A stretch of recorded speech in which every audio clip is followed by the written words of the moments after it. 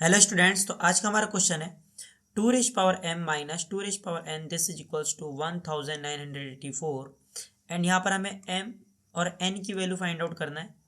और ये जो m और n है स्टूडेंट्स, ये नेचुरल नंबर को बिलोंग कर रहे हैं। तो देखिए स्टूडेंट्स, इस वाली प्रॉब्लम को हम किस प्रकार से सॉल्व करेंगे। तो अगर राइट हैंड साइड का आप नंबर देखते हैं, यहाँ पर जो ये राइट हैंड साइड का नंबर देखते हैं, तो ये नंबर एक नेचुरल नंबर है। और m अगर नेचुरल नंबर है तो 2 की पावर m भी नेचुरल नंबर होगा, और n अगर नेचुरल नंबर है तो 2 की पावर n भी नेचुरल नंबर होगा। और यहाँ पर नेचुरल नंबर में से नेचुरल नंबर को अगर हम माइनस करेंगे तो भी हमें एक नेचुरल नंबर मिलने वाला है, जो कि राइट हैंड साइड में हमें ऑलरेडी गिवन है 1984। तो यहाँ पर 1984 एक पॉजिटिव नंबर भी है, ये एक पॉजिटिव नंबर है। और नेचुरल नंबर आपको पता है 1 से स्टार्ट होते हैं, तो सारे नेचुरल नंबर पॉजिटिव ही होते हैं। तो इस वाली बात का एक सीधा सा मतलब ये है कि जो 2 की पावर m होगा, जो 2 की पावर m होगा वो बड़ा होगा, यानी ग्रेटर होगा किससे, 2 की पावर n से। क्योंकि तभी तो अगर ये डिफरेंस और इन दोनों का डिफरेंस पॉजिटिव आ रहा है, इस वाली बात का मतलब यह है कि 2 की पावर m जो होगा वो बड़ा होगा 2 की पावर n से। क्लियर है इतनी सी बात? आई होप आपको ये वाली बात क्लियर है। तो अगर 2 की पावर m 2 की पावर n से बड़ा है और बेस सेम है, यहाँ पर दोनों के बेस सेम है, तो आप ये बात बड़े आराम से बोल सकते हैं कि जो m होगा वो भी n से क्या होगा, बड़ा होगा, क्योंकि बेस सेम है दोनों के। तो m और n मतलब m जो है यहाँ पर वो n से बड़ा होगा। अब यहाँ पर हम ये नहीं कह सकते कि m n से कितना बड़ा होगा, क्योंकि वो वैल्यू अभी हमें फाइंड आउट करनी है।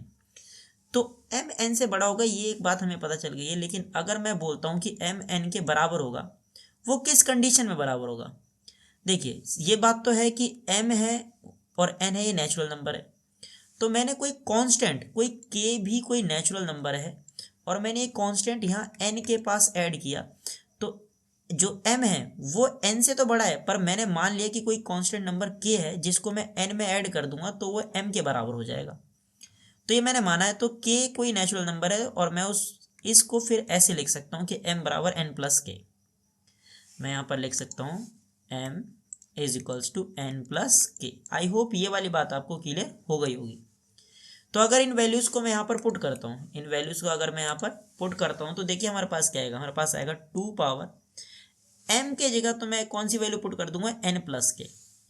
m के जगह हम पुट कर देंगे n plus K minus, and यहाँ पर है 2 की power n, this is equals to 1984।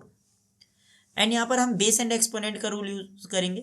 वो था हमारे पास a की power m plus n, this is equals to a की पावर m इंटू a की पावर n। अगर मैं इस रूल का यूज करता हूँ तो देखिए हमारे पास क्या आएगा, हमारे पास आएगा यहाँ पर 2 की पावर n इंटू 2 की पावर k माइनस 2 की power n, this is equals to 1984।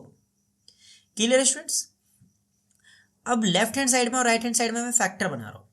तो यहाँ पर अगर आप ध्यान से देखेंगे तो 2 की पावर n कॉमन मिल रहा है आपको। ये देखिए, ये 2 की पावर n और ये 2 की पावर n, ये दोनों के दोनों आपको क्या मिल रहे हैं, कॉमन मिल रहे हैं। तो अगर मैं इनको कॉमन लेता हूँ, तो मैं 2 की पावर n को अगर कॉमन लेता हूँ, तो यहाँ हमारे पास 2 की power k minus 1 and this is equals to, और मैं 1984 का अगर फैक्टर बनाऊँ, अगर मैं इसके फैक्टर बनाता हूँ तो हमारे पास आएगा 2 की पावर 6 इंटू 31। आप चेक कर लेना, बना के देखना, तो यही आएंगे फैक्टर। क्लियर है? अब लेफ्ट हैंड साइड वाले नंबर को, यानी कि लेफ्ट हैंड साइड में जो फैक्टर है उसको और राइट हैंड साइड में जो फैक्टर है उसको थोड़ा ध्यान से देखिए। तो यहाँ पर आपको पास जो लेफ्ट हैंड साइड में फैक्टर है वो कैसे कैसे फैक्टर है। एक तो ये 2 की पावर n फैक्टर है, 2 की पावर n। देखिए 2 कैसा नंबर है, 2 एक इवन नंबर है और n एक नेचुरल नंबर है। n एक नेचुरल नंबर है, तो 2 की पावर n जो होगा वो हमेशा कैसा नंबर होगा, ये हमेशा एक इवन नंबर होगा। क्लियर? यानी ये नंबर है हमेशा इवन। और 2 की पावर k माइनस 1, अब देखो k भी कैसा नंबर है, नेचुरल नंबर है, यानी कि 2 की पावर k इवन होगा। बट एक इवन नंबर में से अगर मैं एक ऑड नंबर माइनस कर देता हूँ, या मैं ये बोल दूँ कि एक इवन नंबर में से, यहाँ पर अगर हम देखें तो 2 की पावर k एक इवन नंबर और 2 की पावर k एक इवन नंबर, और इवन नंबर में से अगर मैं 1 माइनस करता हूँ तो वो हमेशा क्या आएगा, ऑड नंबर, यानी ये एक ऑड नंबर है। तो यहाँ पर मैं कंपैरिजन करूंगा तो इवन को इवन के साथ कंपेयर करूंगा, ऑड को ऑड के साथ। तो ये तो हमें साफ साफ दिख रहा है, ये इवन नंबर है, ये इवन नंबर है, और ये कैसा नंबर है, ये ऑड नंबर है। तो मैं इवन का कंपैरिजन इवन के साथ और ऑड का कंपैरिजन ऑड के साथ कर लेता हूँ। तो हमारे पास यहाँ पर देखिए क्या रिलेशन आएगा, हमारे पास आएगा 2 की पावर n बराबर होगा 2 की पावर 6 के, और 2 की पावर k माइनस 1 बराबर होगा 31 के।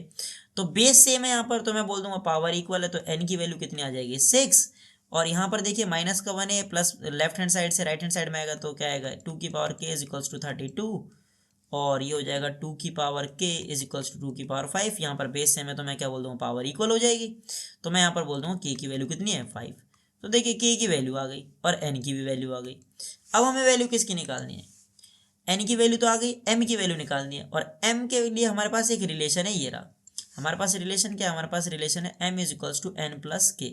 और हमें पता है कि n की वैल्यू कितनी है, n की वैल्यू है 6 और k की वैल्यू कितनी है 5। तो m की जो वैल्यू हो जाएगी वो कितनी आ जाएगी, m की वैल्यू हो जाएगी 11। तो हमारे पास m की वैल्यू तो आ गई 11 और n की वैल्यू आ गई 6।